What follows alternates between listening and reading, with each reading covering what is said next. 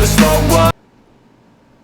Hello everybody, I want to do a reaction to this video by Chasing Crime about Missouri prisons and see what he has to say about them. And I hope you guys enjoy this and get something out of it. Let's just talk about different prisons in Missouri. So if you're, and I'll have the link to the full to his channel and video in the description. All right, let's go. Let's see what we got going on here.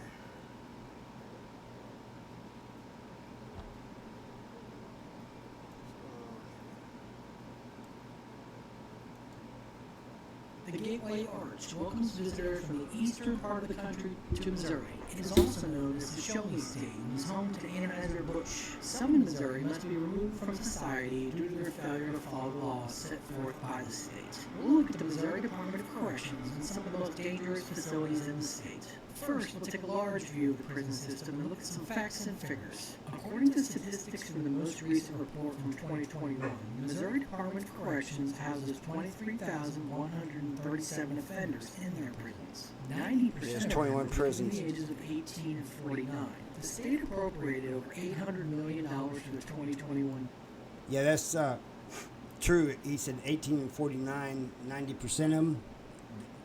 I believe that because when I got out in 2016, it seemed like everybody coming in was young. Budget, with $332 million of that spent on adult institutions or prisons. Missouri D.O.C. is also in charge of probation and parole of the state. The entire department has over 10,000 employees. Missouri, like other states, is dealing with an employee shortage. In some months, there are 80,000 to 1. Let's see what we got here.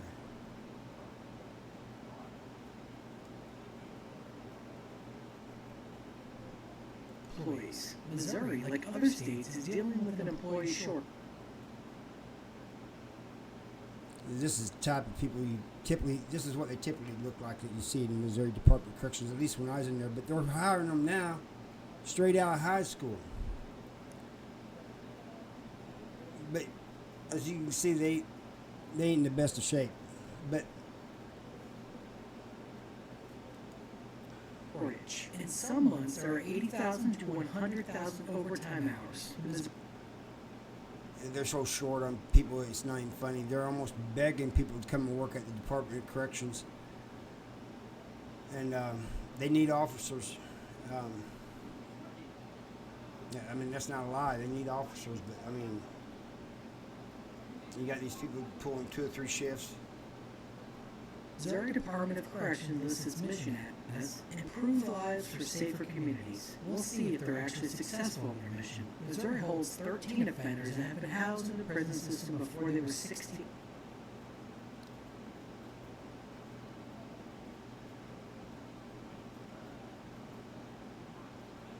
Effort to stop charging 17-year-olds as adults, and it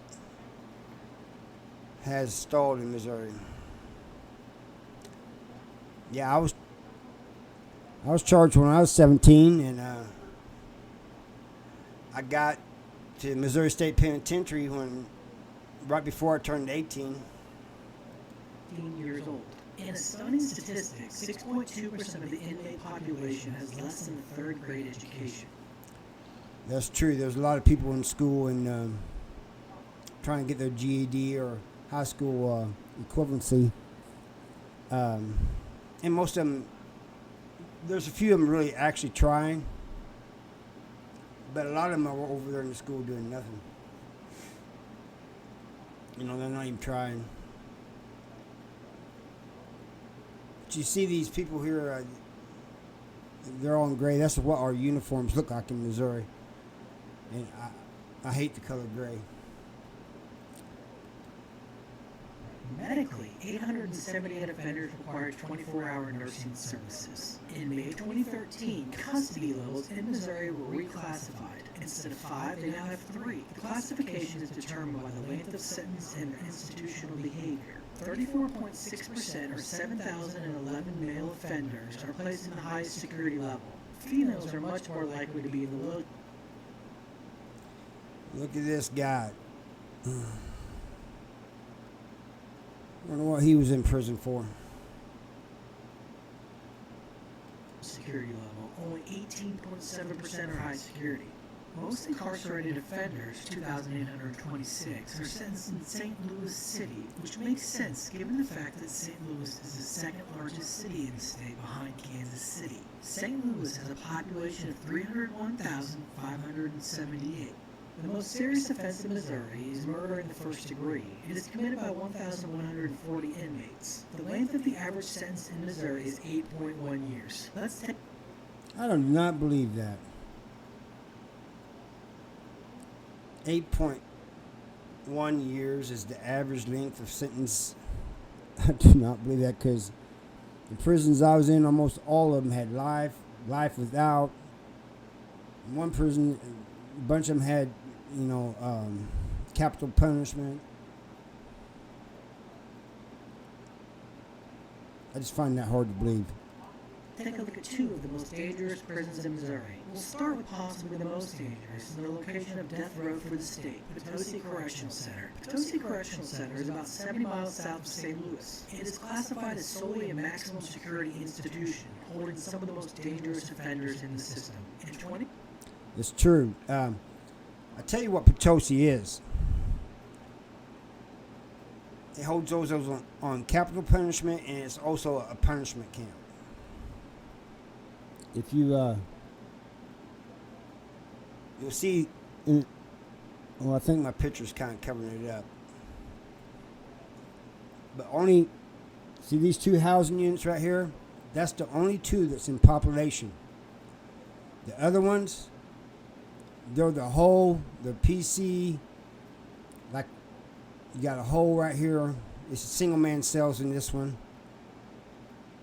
This here is, PC, this is a whole and step up program, and then this is like special needs. But it's a punishment. Like if you catch a major violation in another prison, Potosi is generally where they send you.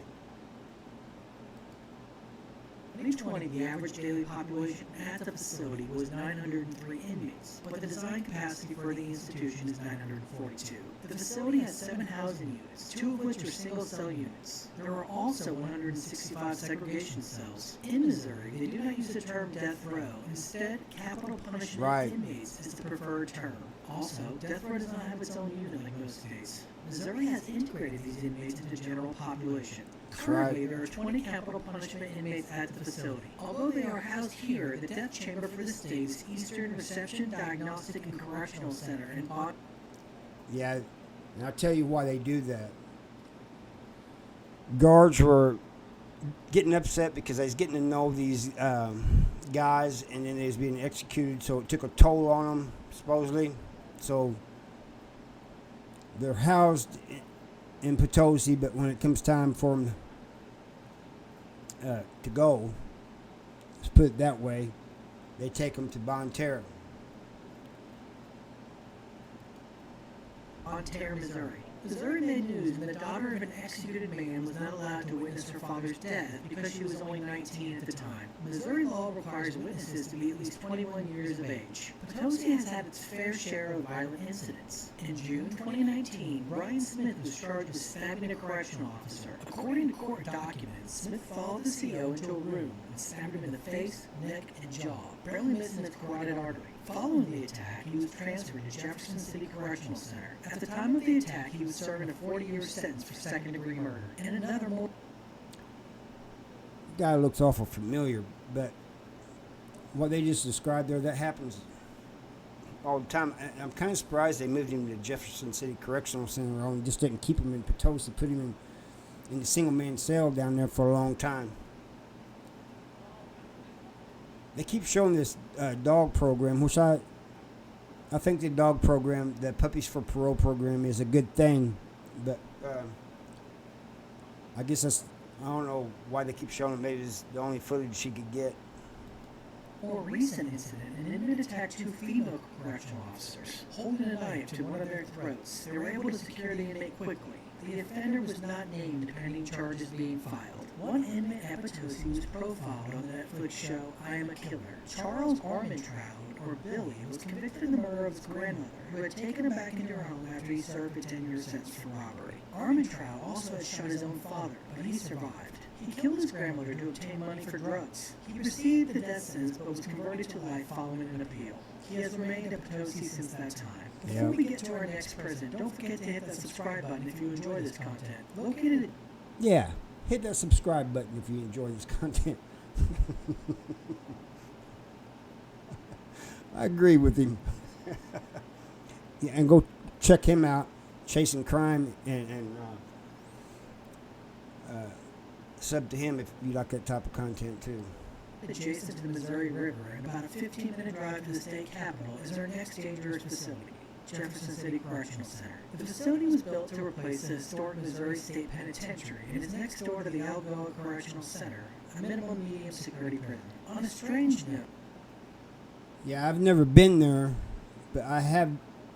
When I got a release date, and they sent me up here to Algoa, and I could look down and see JCCC. the address to the facility is 8200 No More Victims Road, quite an odd name.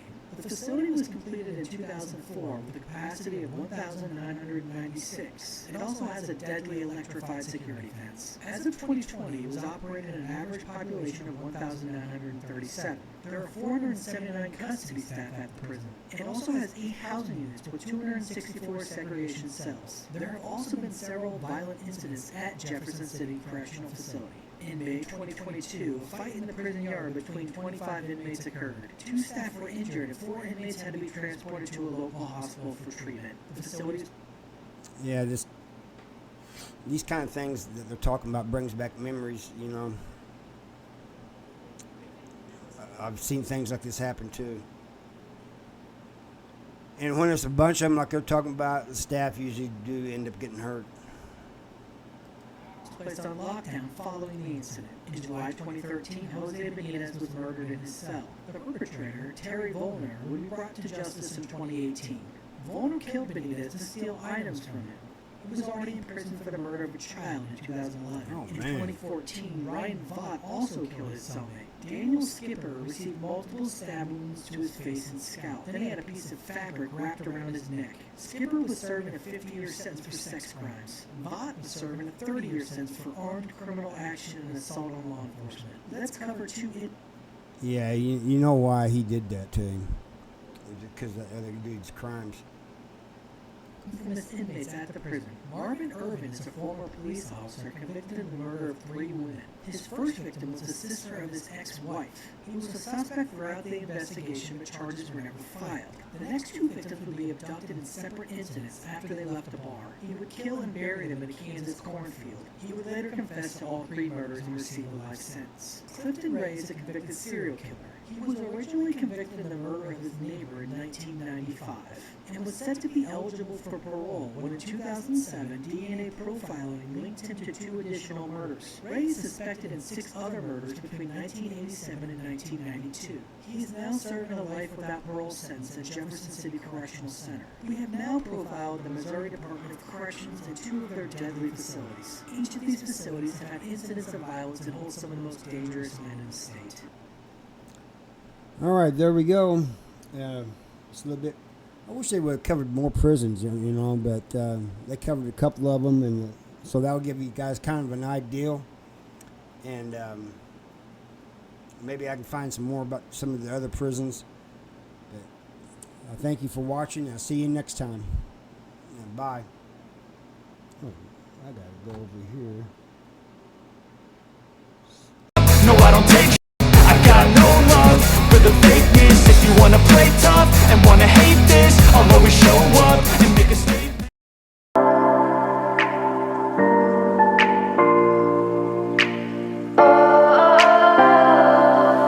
We are dreaming in the dark. We are nothing more than dust. Search but you stay lost.